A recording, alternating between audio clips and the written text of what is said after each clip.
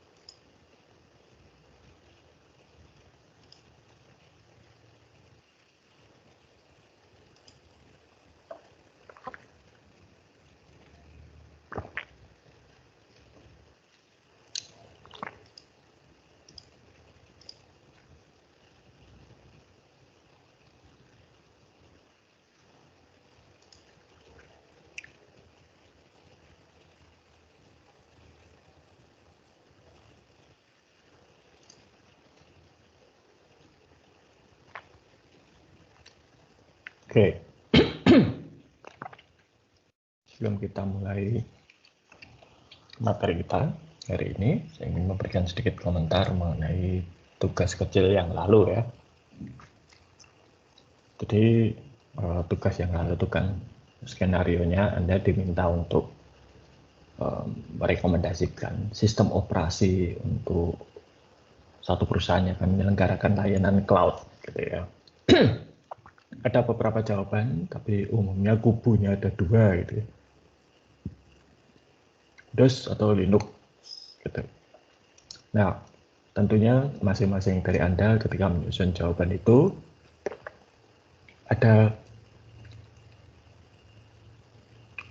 asumsi, ada pemikiran tersendiri, ada anggapan gitu ya, dan lain-lain yang tidak akan saya debat gitu ya. Baik pemikiran Anda, asumsi Anda, jalan logika Anda itu saya anggap ya baiklah gitu ya. Nah, saya akan cerita sedikit mengenai apa yang saya ketahui mengenai Google Cloud Platform. Google Cloud Platform atau GCP itu adalah layanan cloud computing milik Google ya. Ini adalah layanan cloud computing terbesar ketiga di dunia setelah Amazon Web Service dan Microsoft Azure. Nah, kalau yang terjadi Google, jadi saya pernah ikut satu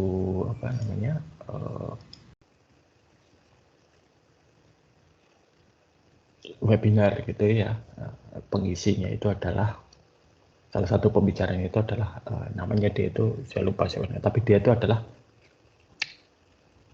Site Reliability Engineer. Jadi dia yang bertanggung jawab supaya semua server Google yang ada di bawah tata pengelolaannya itu berjalan dengan lancar, maka disebut Site Reliability. Jadi supaya tetap jalan terus. Nah, dia bercerita bahwa Google itu menggunakan Linux varian Ubuntu, atau kalau mau dilihat ya aslinya akarnya itu Debian gitu ya, dan itu dimodifikasi. Ya, kenapa kok memilih Debian gitu ya? Satu, Debian itu terkenal stabil. Ubuntu itu ya, kalau Ubuntu sama Debian kira-kira sama lah. Dua, itu karena lisensinya open source, itu Microsoft Google bisa memodifikasi. Jadi versi yang mereka pakai itu bukan versi yang seperti kita jumpai di download. Tidak, itu versinya sudah dimodifikasi menyesuaikan dengan hardware yang dimiliki Google maupun juga lingkungan Google. Nah, kenapa kok Linux? Pertama tentunya lisensi. Ya. Lisensi open source ini membuat Google berhak memodifikasi kernel Linux maupun juga perangkat-perangkat yang lain yang dibutuhkan sesuai dengan kebutuhannya. Kalau mereka menggunakan Microsoft Windows Server atau katakanlah Mac OS, kata yang versi server enggak ya, yang terbaru, itu mereka tidak boleh memodifikasi karena itu sudah terikat lisensi komersial yang ada. Nah, tapi kalau Linux karena itu open source boleh dimodifikasi, itu pertama. Kedua tentunya harga. Saya sempat melihat ada yang mengatakan lisensi Windows Server itu antara 100.000 sampai 2 juta. Saya nggak tahu itu angkanya benar atau belum saya cek. Tapi anggaplah saja kita ambil tengah-tengah kira-kira 1 juta. Nah, 1 juta kalian berapa server yang dimiliki? Seperti Facebook itu data centernya lebih kecil dari Google. Itu tiap hari tambah 1.000 server. Berarti kalau 1 juta rupiah sehari nambah 1 miliar rupiah hanya untuk lisensi. Ya. Padahal seperti Google itu setahu saya punya setidaknya ada 6 data center yang tersebar di seluruh dunia. Kalau masing-masing katakanlah 1 miliar sehari ya lumayan juga dalam setahun gitu ya. Nah, lalu apa yang dilakukan oleh Google? Jadi semua servernya itu dipasang Linux, lalu mereka menjalankan satu sistem yang disebut sebagai virtualisasi. Jadi di dalam virtualisasi ini, kalau Anda belajar tentang virtualisasi, seolah-olah bisa banyak server fisik, padahal mungkin server fisiknya hanya satu. Ya. Nah, server virtual inilah yang kemudian oleh para pelanggannya itu disewa. Ya. Kalau mau belajar virtualisasi bisa download VirtualBox, ya, itu salah satu yang cukup laris. Nah, ketika menyewa ini, si konsumen itu dibebaskan mau sewa yang mana. Kemudian juga sistem operasinya apa. Mau Linux, ada banyak varian Linux. Mau apa istilahnya, Windows juga boleh, gitu ya, dengan banyak varian. Nah, hanya saja kalau Windows, nanti biaya sewanya, kalau mereka beli Windows harus ditambah dengan biaya lisensi. Karena lisensi untuk cloud itu berbeda dengan lisensi untuk desktop maupun server fisik. Itu, ya. Jadi saya tidak mengatakan tugas Anda yang Windows itu salah atau yang Linux itu benar, atau sebaliknya, Windows benar Linux tidak. Saya hanya cerita saja, ya, kalau yang terjadi di Google seperti itu. Baik. Nah, saya lihat. Oke. Nah, hari ini kan kita teruskan dengan pertemuan. Topik kita hari ini adalah peran IT terhadap produktivitas dan pertumbuhan ekonomi. Jadi tidak dipungkiri gitu ya. Sebentar, saya minum dulu. Penggunaan IT itu atau teknologi informasi di dalam kehidupan kita sehari-hari itu dikatakan ya, salah satu keunggulannya adalah meningkatkan produktivitas, meningkatkan efisiensi, mempercepat proses, memperbaiki kualitas dan lain sebagainya. Tetapi apakah benar-benar itu memang meningkatkan produktivitas? Nah, ini yang akan kita bahas sekarang. Oke. Sudah kelihatan ini slide-nya?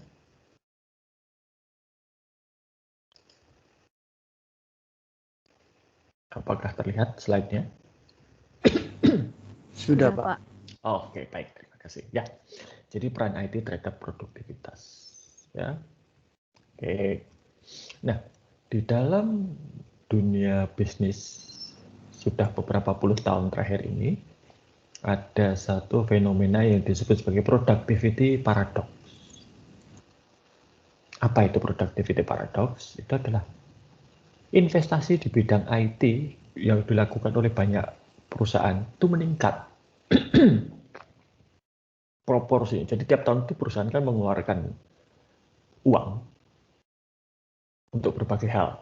Satu jelas untuk membayar berbagai biaya, bayar gaji, beli barang, beli peralatan, sewa macam-macam, bayar pajak. Tapi juga ada yang digunakan untuk investasi, membangun gedung, membeli tanah untuk pabrik, membeli mesin untuk pabrik, dan lain sebagainya. Nah, salah satu investasi itu adalah di bidang IT. Untuk apa saja? Beli software, mengadakan sistem informasi baru, membeli hardware, merekrut karyawan gitu ya. Mestinya dengan semakin meningkatnya investasi di bidang IT, produktivitas meningkat gitu ya. Tetapi kemudian ditengarai bahwa ternyata produktivitas perekonomian negara, satu negara di mana investasi di bidang IT-nya itu naik secara total itu tidak meningkat. Setidaknya peningkatannya tidak seiring dengan peningkatan investasi. Jadi meningkat, misalnya investasinya naik 30%, produktivitasnya naiknya tidak sampai 10%. Nah, ini. Nah, fenomena ini pertama kali juga diamati di tahun 80-an, jadi dekade 80-an di Inggris. Khususnya di industri perbankan. Kalau Anda lihat, salah satu industri selain militer tentunya ya, yang menggunakan teknologi informasi secara intensif dan ekstensif itu adalah perbankan.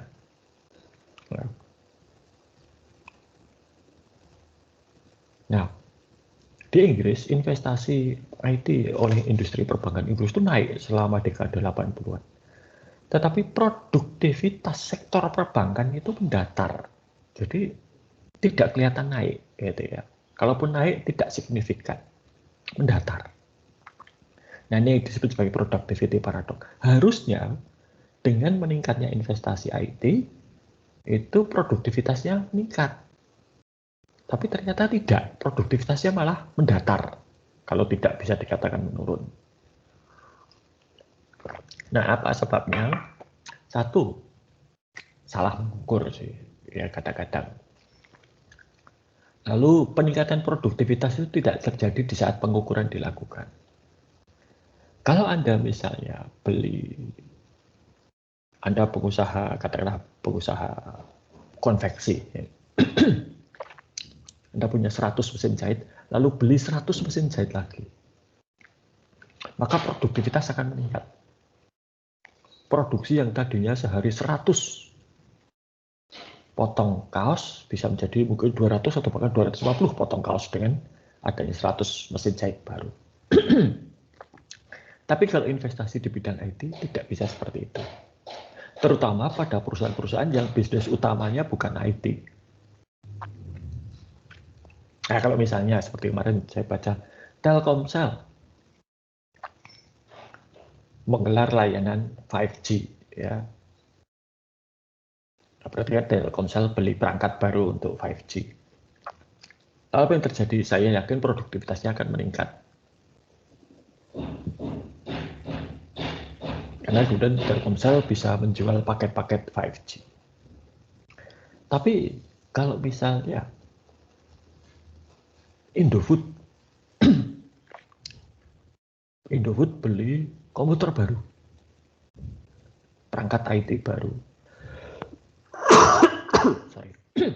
Apakah kemudian produktivitas Indofood akan naik? Rasa Indominya menjadi lebih enak? Tidak.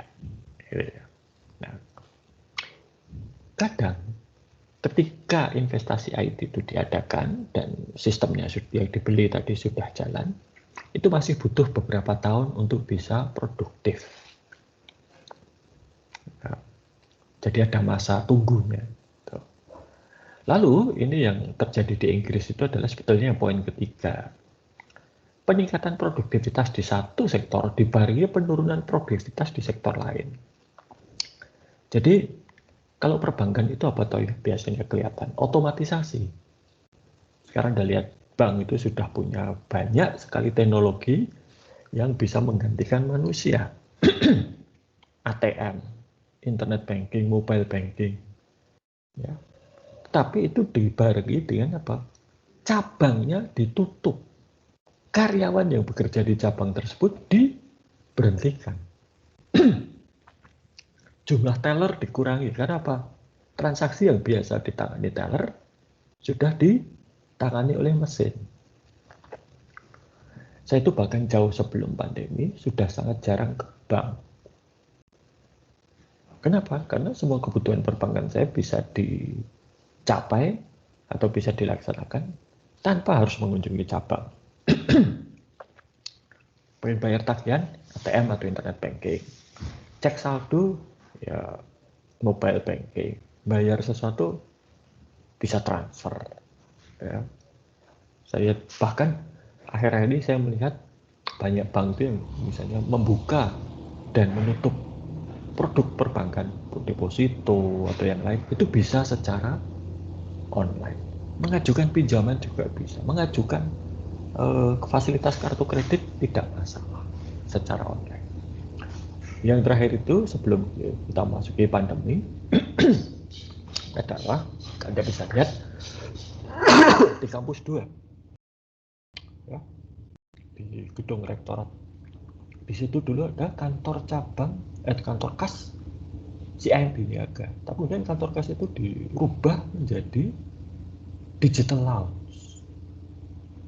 Jadi ketika saya misalnya mau setor tunai, ya langsung ke mesin ATM, tidak ke teller.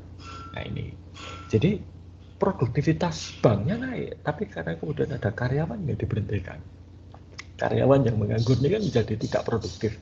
Nah itu kalau di total, kenaikan produktivitas dan penurunannya menjadi impas.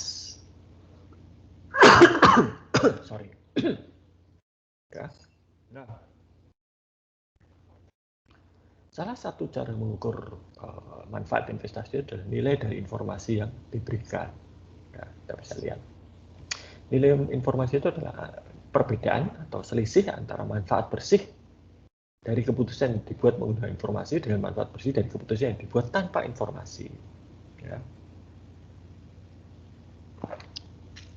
Ya, ini dulu yang sering saya lakukan. Dan saya nggak tahu apakah Anda melakukan atau tidak. Ya.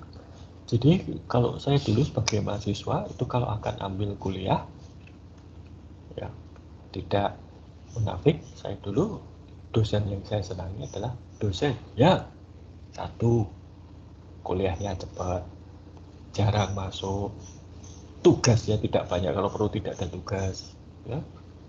Ujiannya ala kadarnya, hanya formalitas mungkin gitu ya, dan nilainya murah hati. Nah, bagaimana caranya mencari dosen-dosen? Ya harus tanya-tanya.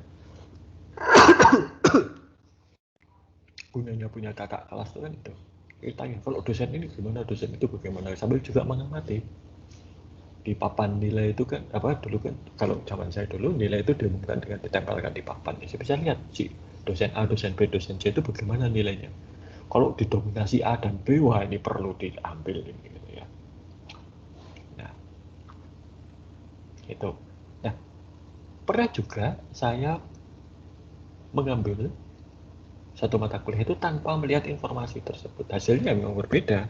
Gitu ya. Kalau mengambil satu kelas tanpa informasi sebenarnya sering banyak kejutan gitu ya. Ternyata susah, ternyata dosennya killer dan lain sebagainya. Nah ini. Ya. Ya, tapi mari kita ambil contoh yang bisa benar-benar dinilai gitu ya. Misalnya Anda akan pinjam ke bank, pinjam uang. Kalau Anda tidak mengumpulkan informasi, Anda tidak tahu bunga bank di A dengan bunga bank di B itu beda atau tidak. Kalau ternyata beda, maka tentunya Anda harus memilih yang katakanlah misalnya A itu 5%, B itu 6%. Kalau Anda tahu informasi ini, maka Anda akan punya selisih 1% lebih murah. Tuh, ya. Nah, ini kita lihat berbagai macam investasi IT. Ya. Nah, ada investasi itu yang sifatnya jangka panjang, yaitu infrastruktur. Contoh infrastruktur itu apa? Anda lihat layanan Wi-Fi di kampus. Nah, kalau Anda di rumah mungkin Anda bisa melihat ada banyak BTS telepon seluler. Anda bisa melihat kabel fiber optik dari penyedia jasa internet di dekat rumah Anda. Nah, itu adalah infrastruktur. Tanpa itu, layanan IT tidak akan berjalan dengan lancar. Dan itu mahal biayanya. Menanam tiang, narik kabel, membangun BTS, itu biayanya tidak murah. Sehingga ketika itu jalan pun, dulu ya ketika saya itu pindah ke rumah saya yang sekarang itu tahun 2012. Waktu itu nggak ada telepon di sini. Ya. Lalu ya saya minta Telkom untuk pasang telepon kan di sini supaya saya bisa langganan internet. Telkom mensyaratkan, wah ya nggak apa-apa, tapi kompleks Bapak harus ada minimal 9 pelanggan. Wah itu berat. Kenapa? Karena kompleks saya itu kecil. Rumahnya hanya aja 7. Jadi kalau saya harus mengumpulkan 9 pelanggan ya susahnya setengah mati. Untungnya kemudian developer kompleks rumah saya itu mengembangkan sehingga tadinya dari 7 ditambah rumah jadi 19. Ya, setelah itu Telkom bisa masuk. Dan sekarang bukannya Telkom. Di depan rumah saya itu melintas kabelnya Telkom dan XL Home. Ya, di utara rumah saya itu ada BTS Telkomsel. Jadi lumayan opsinya. Ya, tapi ya itu nggak butuh waktu lama. Biaya yang besar. Ya, ini ada juga investasi itu berupa aplikasi. Nah, kalau aplikasi ini sering sekali tidak segera membuahkan hasil. Contoh, Anda tahu di Atmajaya ini kita ada pakai Microsoft Teams, kita pakai situs kuliah, kita pakai ada Siatma, ada Spama, dan lain sebagainya. Apakah itu dulu yang menyebabkan Anda tertarik masuk Atmajaya? Tentunya bukan itu. Ya, nggak ada orang, wah siapa yang kuliah di Atmajaya, kenapa di sana ada Siatma? Ya, tidak seperti itu. Ya. Mahasiswa memilih satu universitas itu karena program studinya yang menarik, karena reputasi program studinya, karena prospek lulusannya. Kalau misalnya Anda mendengar, wah Atmajaya itu pakai sistem yang berbasis superkomputer tercepat di dunia, tercanggih di dunia, tapi lulusan program studi Anda itu nggak ada yang kerja, semua nganggur, ya nggak akan ada yang masuk sehebat apapun komputer yang dimiliki Atmajaya. Ya, itu. Jadi memang banyak investasi. Dan kadang meskipun investasi itu menghasilkan, tetapi hasilnya ini dalam jangka pendek tidak bisa menutup ataupun juga tidak menguntungkan. Contoh Anda bisa lihat sebenarnya apa yang dilakukan Gojek dan Tokopedia itu. Gojek dan Tokopedia itu sampai sekarang mereka merger ya, itu membangun jaringan terlebih dahulu. Kenapa mereka membangun jaringan gitu ya? Yaitu adalah basis massa. Kalau Anda ingat, mereka itu mengumpulkan basis massa. Satu, Gojek dan Tokopedia ini mengumpulkan driver. Berapa orang driver yang menjadi mitra Gojek, berapa toko yang menjadi penghuni Tokopedia. Kemudian juga mengumpulkan konsumen. Ya, dan mengumpulkan alat pembayaran, mengembangkan alat pembayaran dan seterusnya. Jadi itu investasinya, Pak. Saya duga ya, sampai sekarang Gojek dan Tokopedia itu belum menghasilkan keuntungan sebagai perusahaan. Sebab kalau mereka sudah untung, mereka pasti akan kemudian terjun ke bursa. Ya, tapi apa yang terjadi? Mereka selalu menerima pasokan modal dari investor. Itu berarti mereka sebetulnya sedang dalam tahap pertumbuhan. Ya, sama seperti kalau kita melihat anak kecil, bayi lahir, bayi ketika punya anak dari mulai hamil sampai melahirkan sampai nanti dewasa itu kan isinya biaya terus. Sampai nanti Anda bekerja itu Anda masih menjadi beban orang tua. Orang tua Anda mengeluarkan biaya untuk makan, jajan, pakaian, pendidikan, dan lain-lain. Baru nanti ketika Anda sudah bekerja, Anda menghasilkan uang. Itu pun yang tidak semuanya diberikan kepada orang tua. Tapi Anda lihat, sampai Anda nanti bekerja umur berapa kira-kira bekerja? Katakanlah 20-21. Jadi selama 20-21 tahun plus 9 bulan, itu isinya biaya terus. Gitu ya. Ya kira-kira seperti itulah. Nah, jadi memang kemudian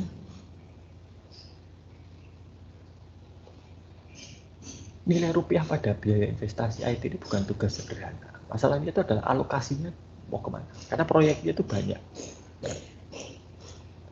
Seperti sekarang.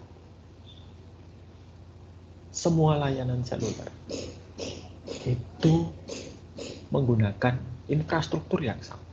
Anda kirim SMS, kalau masih kirim SMS, pakai BTS yang sama. Anda nelpon, pakai BTS yang sama. Anda pakai paket data, ya lewat BTS yang sama.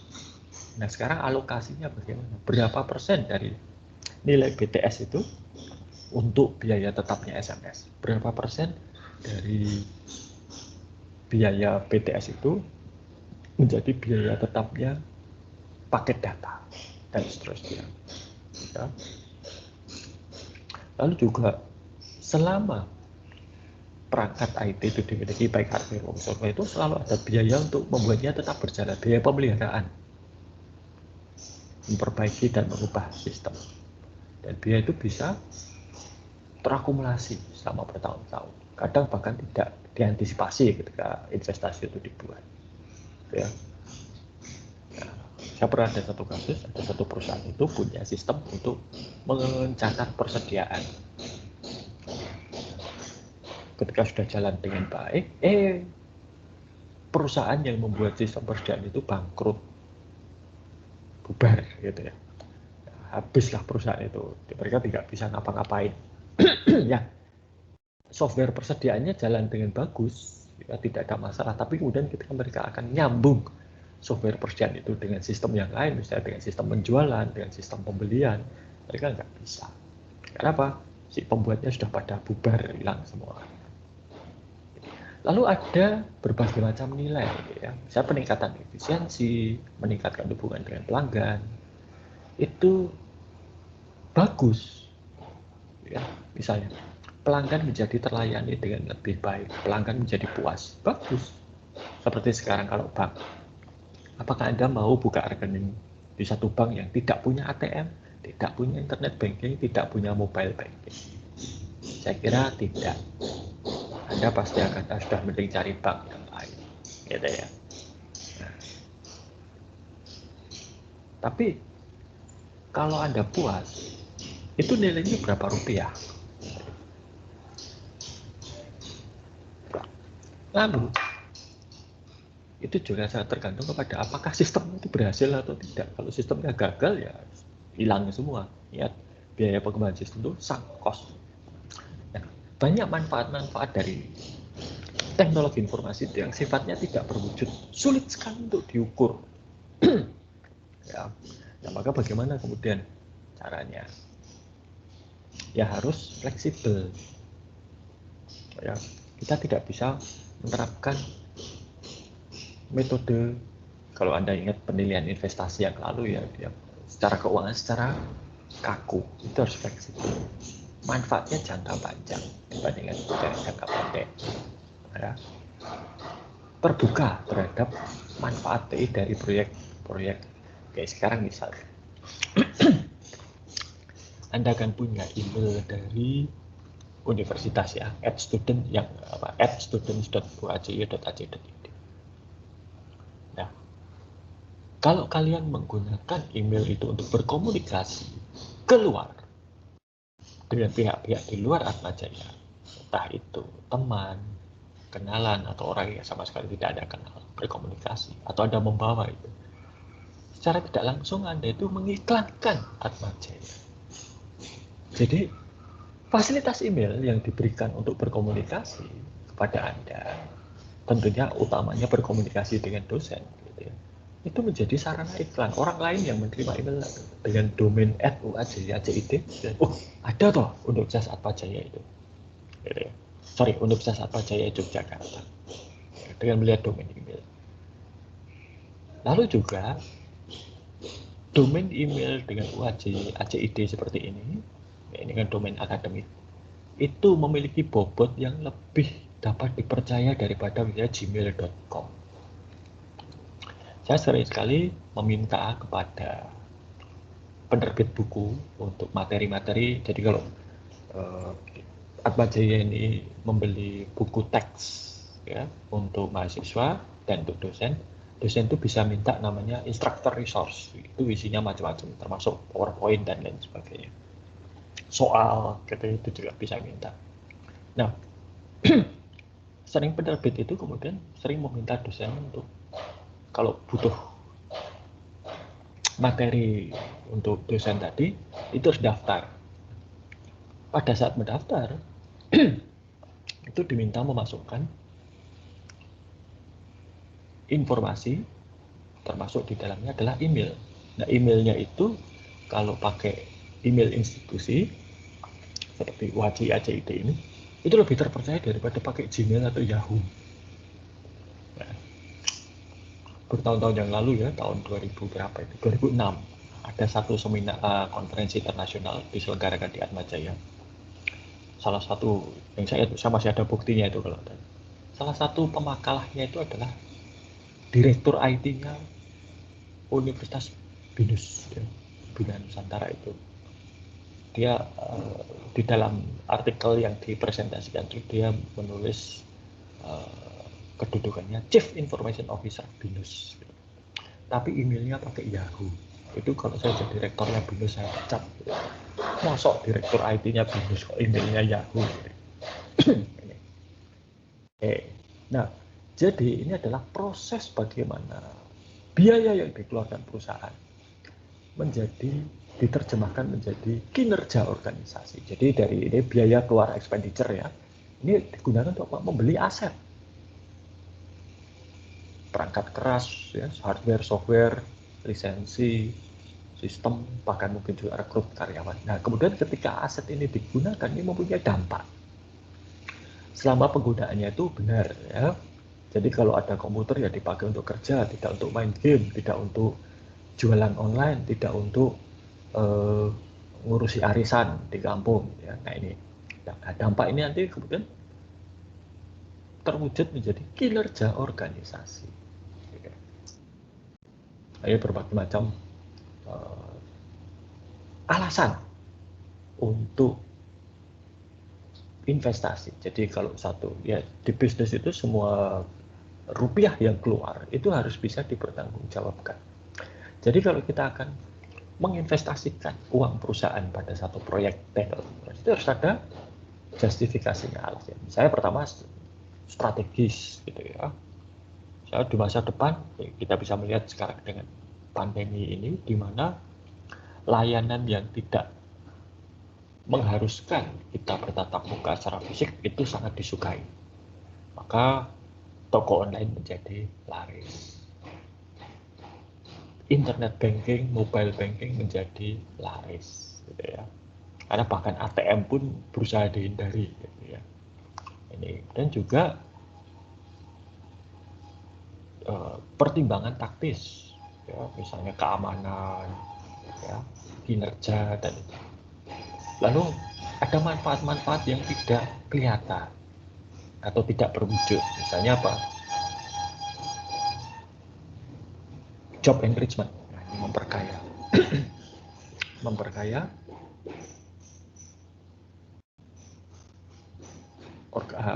pengayaan. Jadi begini, jadi itu pemberdayaan seperti itu. Ya. Dulu, gitu ya, seorang karyawan itu mungkin tidak boleh memutuskan sendiri. Sekarang dengan bantuan teknologi bisa memutuskan sendiri, gitu ya. Oke. Ini lalu metodenya macam-macam. Nah, kalau dilihat, ya, Anda masih ingat grafik saya tentang mentega dan senjata ya. Nah, itu tuh tidak akan berubah, itu hanya saja meningkatkan efisiensi. Berarti tiap rupiah kalau dulunya bisa untuk 1 kilogram makanan dan 1 unit senjata, mungkin sekarang 1 rupiah bisa menjadi 2 kilogram makanan dan 2 senjata. Oke, ya. Tapi investasi IT itu baru bisa bermanfaat kalau sistemnya berhasil diimplementasikan. Kalau gagal ya percuma. Sama seperti gedung. Gedung itu atau bangunan itu akan bermanfaat kalau dia selesai dan bisa digunakan. Contoh Anda bisa melihat kalau nanti sempat ya, coba di browsing di Google gitu, atau dicari informasi mengenai proyek Hambalang. Proyek Hambalang itu adalah proyek itu membangun pusat kegiatan olahraga. Jadi di situ tuh nanti dulu ya, bukan nanti, dulu itu ceritanya akan dibangun kompleks untuk pelatihan. Jadi kalau selama ini tuh yang namanya atlet-atlet Indonesia yang berlaga untuk atas nama Indonesia di ajang internasional itu kalau latihan sendiri-sendiri itu dipusatkan di Hambalang. Jadi ada sarana untuk latihan. Di sana juga ada sarana untuk pengembangan dan penelitian olahraga. Misalnya makanan yang tepat untuk atlet dayung itu berbeda dengan makanan untuk atlet sepeda, berbeda dengan makanan untuk atlet sepak bola. Lalu mungkin juga riset-riset yang lain. Bagaimana cara menyembuhkan cedera, lalu juga perawatan. Semua itu cita-citanya bagus dan ya di banyak negara juga ada seperti itu. Tetapi apa yang terjadi ketika kompleks Hambalang itu jadi ternyata tidak bisa dipakai. Ya, jadinya sekarang mangkrak. Ya. Ini. Nah, jadi tidak kalau itu gagal itu ya bubar semua. IT pun demikian. Ya. Nah,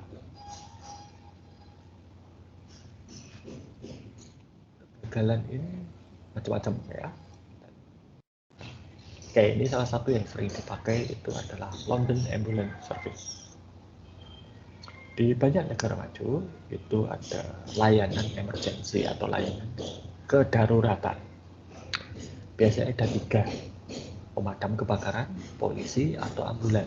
Jadi kalau Anda pernah melihat di Amerika Serikat itu ada 911, di Inggris itu ada 999, di Australia itu ada 000. Ya. Jadi kalau Anda menelpon nomor tersebut, itu akan ditanya butuh polisi, ambulans, atau pemadam kebakaran. Di Inggris juga ada. Dan layanan ambulans ini layanan yang sangat vital bagi sistem kesehatan satu negara. Ambulans itu benar-benar di dalam ambulans itu ada paramedis. Jadi tidak seperti kalau di Indonesia itu kebanyakan ambulans itu hanyalah sarana transportasi orang sakit gitu ya, atau jenazah gitu kalau ambulans. Tapi kalau kita tidak. Jadi orang itu datang. Ambulans itu datang. Ya, ini pernah saya alami dulu. Jadi ambulans itu datang, nanti paramedisnya itu akan melakukan penilaian, namanya triage. Perlu tidak orang yang sakit ini dibawa ke rumah sakit? Kalau tidak ya cukup dirawat di tempat, nanti kalau masih ada keluhan silahkan ke dokter atau ke rumah sakit. Tapi kalau memang gawat, maka ya perlu dibawa ke rumah sakit. Tugas. Tapi sebelum dibawa ke rumah sakit, si paramedis ini perlu meyakinkan bahwa kondisi orangnya stabil dan ketika dibawa ke rumah sakit itu juga tidak memburuk gitu ya, sehingga tidak meninggal dalam perjalanan dan sebagainya. Jadi saya dulu pernah, jadi satu pagi ketika saya sekolah ya di Australia itu, hidung saya mimisan. Dan mimisannya tuh nggak berhenti-berhenti. Ini bukan mimisan yang ini sudah bukan netes tapi sudah kayak mengalir gitu ya. Jadi banyak banget sampai saya darahnya itu sampai tertelan oleh saya. Jadi saya seperti kesedak, istri saya panik lalu telepon ambulans. Kebetulan markas ambulans itu hanya sekitar 100 meter dari rumah saya dan petugas ambulans datang. Saya dicek, diperiksa gitu ya. Lalu saya disuruh untuk menekan hidung saya, berhenti pendarahannya. Lalu mereka periksa saya, detak jantung, tensi, tidak ada apa-apa. Lalu udah, nanti ke dokter aja. Udah, titiknya. Tapi juga pernah tetangga saya itu orang Fiji ya mengalami serangan jantung. Istrinya tidak tahu apa-apa, minta tolong saya telepon ambulans. Petugas ambulans datang.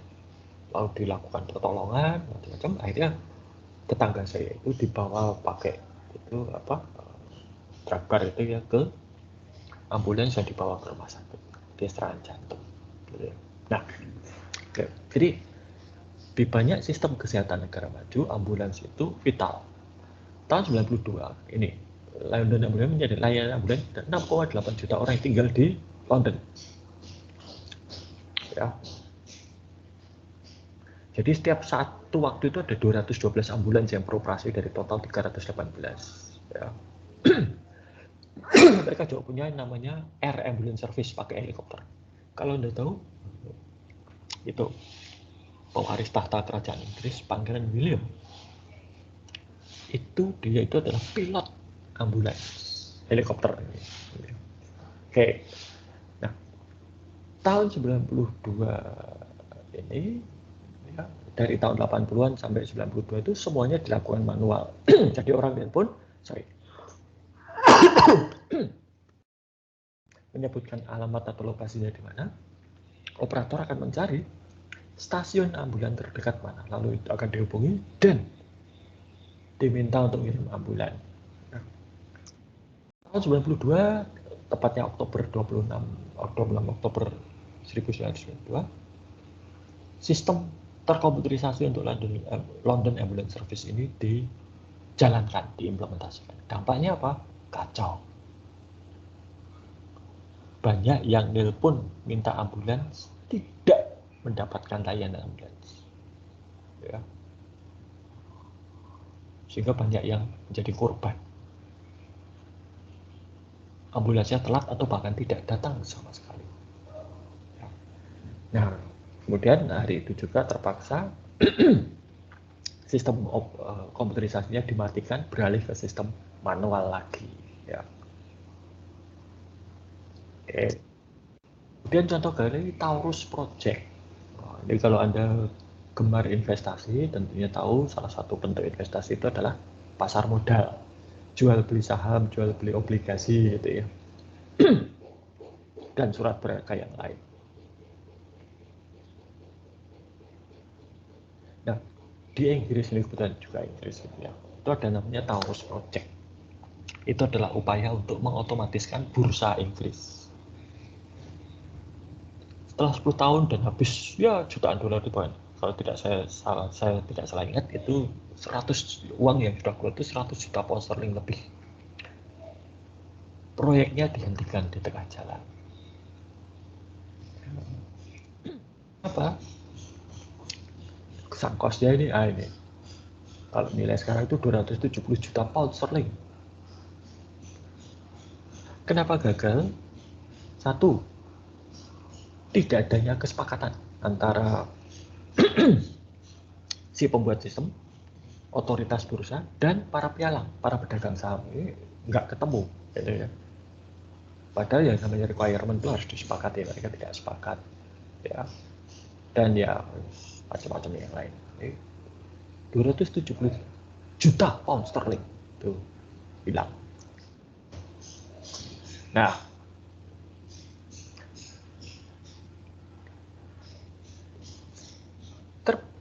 aset yang paling penting dari berbagai macam investasi suatu organisasi itu adalah SDM, karyawan, tenaga manusia itu adalah investasi paling penting. Komputer secanggih apapun tidak akan bisa berjalan kalau tidak ada manusia yang program dan mengoperasikan maupun mengelolanya. Ya. Nah, sering sekali investasi di bidang IT ini tidak dibarengi dengan peningkatan kompetensi maupun juga skill dari para karyawan. Dampaknya apa? Alat yang canggih dipegang orang yang tidak atau kurang terlatih, ya kacau, rusak. Kadang-kadang ini juga menjadi masalah, ya, terutama di Indonesia. Minat baca orang Indonesia itu secara umum rendah. Mungkin saya pernah cerita. Jadi di Jepang, kalau ada satu mesin baru, para karyawan itu yang pertama kali dilakukan adalah baca manualnya dulu. Baru setelah itu mereka berani untuk uji coba mesin. Di Indonesia, uji coba mesin dulu, kalau gagal baru baca manual. Ya. Jadi setelah mesinnya hancur gitu ya baru baca, oh ternyata begini.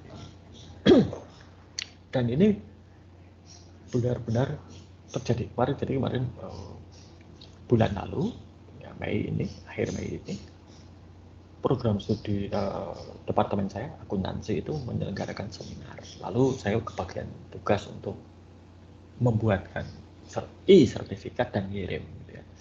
Jadi saya kirim sertifikat ke semua peserta, ya.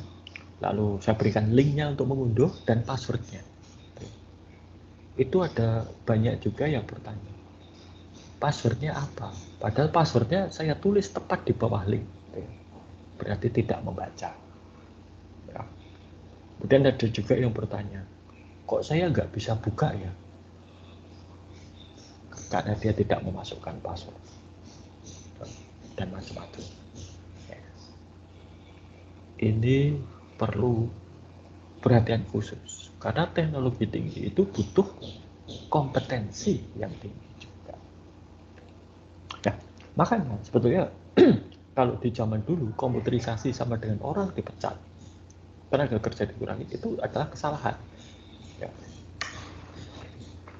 Oke, saya beri ilustrasi begini. Dulu, kalau yang namanya pabrik otomotif itu kan ada tukang las yang las bagian-bagian mobil. Ya. Nah, pekerjaan mengelas itu adalah pekerjaan yang berbahaya. Alat las itu, apapun alatnya, itu bahaya sekali. Kalau misalnya itu pakai gas asetilen gitu ya, itu ada kemungkinan meledak. Kalau itu pakai listrik, ada kemungkinan korslet dan si tukang lasnya bisa kesetrum, bisa mati gitu, karena jutaan volt gitu.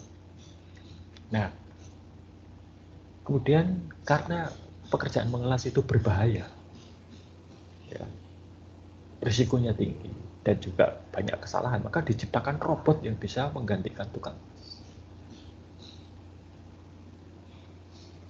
Kalau memang hanya akan memikirkan keuntungan, ya sudah, tukang las diganti robot, selesai. Tukang lasnya juga kehilangan pekerjaan. Ya. Nah, tapi kalau cara pandang saya adalah begini. Tukang las itu harus meningkatkan kompetensinya sehingga dia bisa menjadi operator robot las. Karena si tukang las ini sudah punya dasar-dasar ilmu untuk ngelas. Ilmu ngelas itu nggak mudah loh ya. Beda logam, beda sudut, itu beda caranya.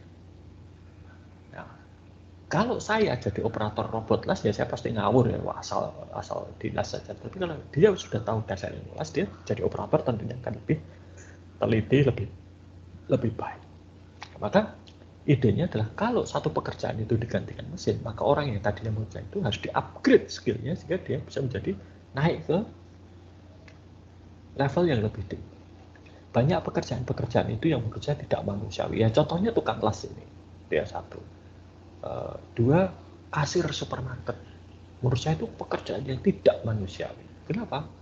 Kasir itu harus berdiri berjam-jam, melakukan pekerjaan yang repetitif seperti itu. Ya. Udah gitu nanti dimarahi pelanggan. Kenapa nggak digantikan dengan mesin saja? Di Australia sudah banyak yang namanya self check out. Jadi pelanggan yang nyeken sendiri, memasukkan ke dalam tas, nanti bayar pakai kartu. Di Amerika, di tokonya Amazon, itu bahkan sudah tanpa kasir. Nah, lalu para kasir ini kemana? Ya, para kasir ini bisa ditingkatkan kemampuannya. Nanti menjadi misalnya, kalau di Australia, meskipun untuk check out atau masukkan barang ke tas dan bayar itu dilakukan konsumen sendiri, tetapi ada karyawan di situ yang ngawasi dan mereka membantu, bisa seperti itu, ya. Oke. Dan yang lain, wah, ini kalau ini kegagalan yang bisa mematikan. Ini Terak 25 itu adalah mesin terapi radiasi. Ini khususnya untuk penderita kanker. Ibu saya dulu itu almarhum, itu menderita kanker. Lalu setelah beliau dioperasi, beliau harus menjalani rangkaian perawatan. Kemo dulu 6 kali, tiap 3 minggu ya, kemo. Ya, setelah kemo selesai, ibu saya kemudian harus menjalani terapi radiasi 25 kali. Seminggu 5 kali, 5 hari berturut-turut. Lalu Senin sampai Jumat, ya nanti Sabtu Minggu jeda, Senin mulai lagi sampai Jumat, terus. Terapi radiasi ini bahaya. Kenapa? Karena tubuh pasien yang si penderita kanker ini ditembak dengan sinar radiasi. Kalau yang di Sarjito itu menggunakan isotopnya namanya kobalt 60. Lalu jadi yang ditembak itu juga daerah tertentu. Jadi sebelum ibu saya itu diterapi radiasi, beliau itu di bagian tubuh yang akan dikenai itu digambar dengan tinta khusus putih gitu ya. Nah nanti komputer akan mengenali itu dan itulah daerah itulah yang ditembak dengan sinar radiasi, bukan yang lain. Itu satu.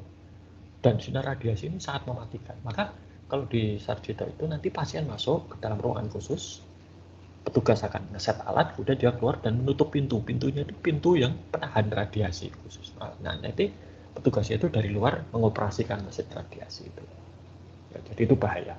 Nah AEC Terak 25 ini yang dibuat di Kanada ini ada kesalahan software.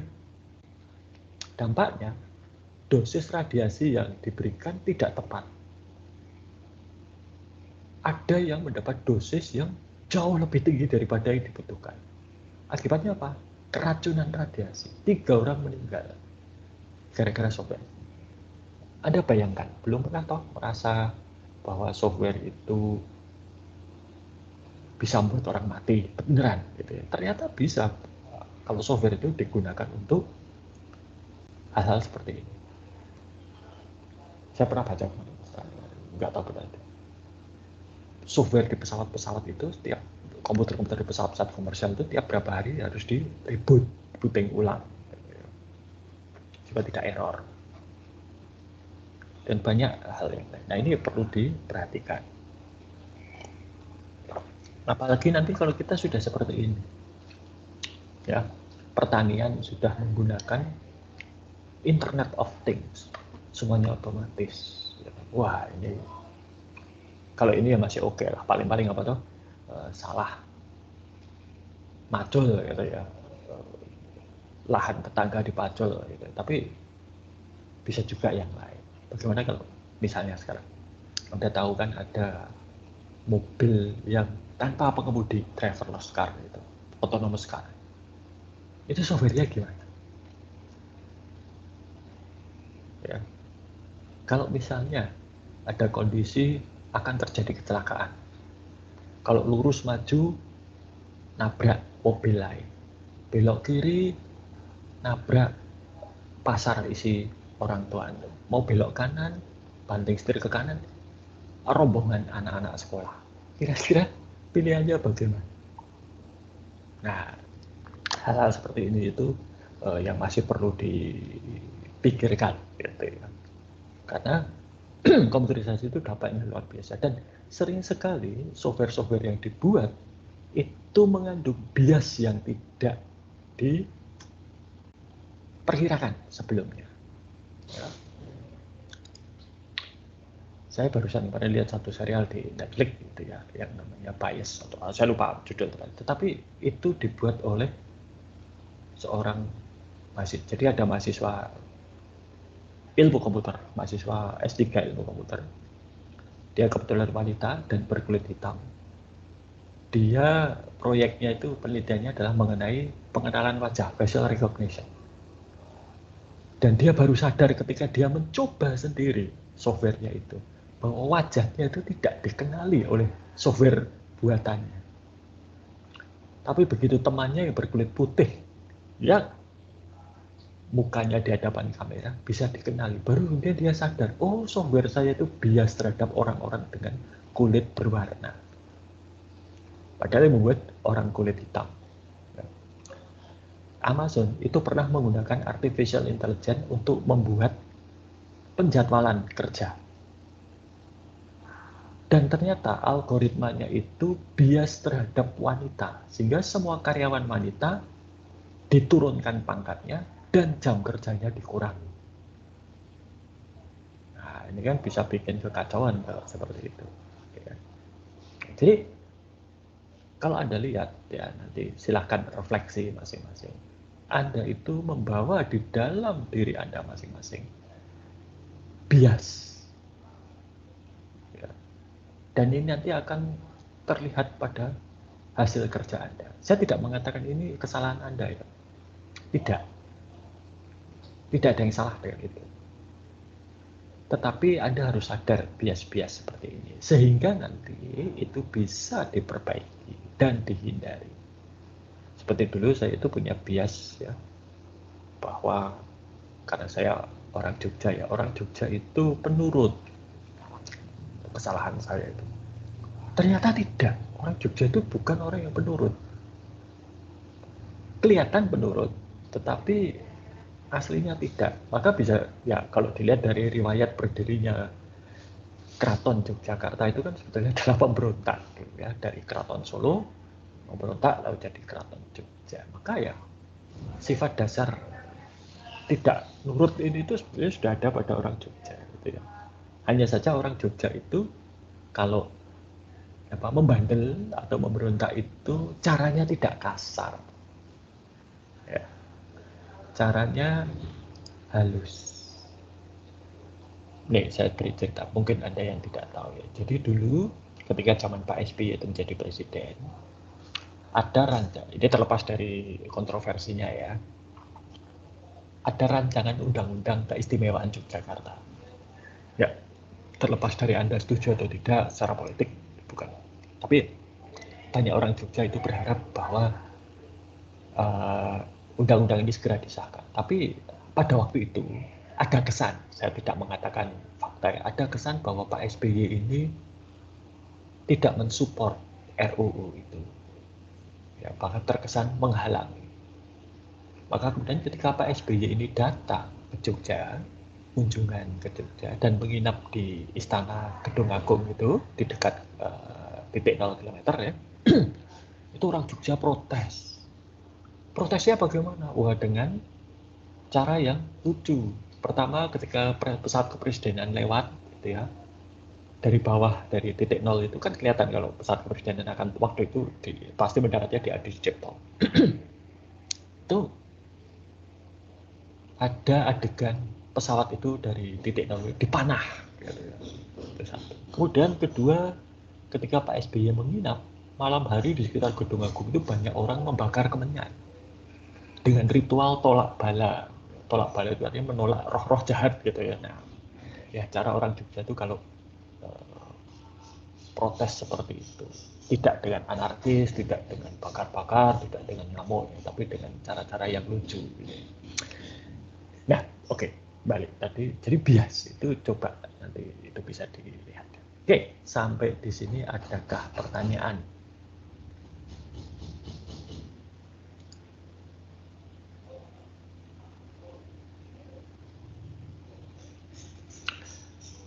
Baik, kalau tidak ada, gitu ya, saya kira cukup sekian untuk hari ini kuliah kita. Sampai jumpa pada pertemuan berikutnya. Selamat pagi.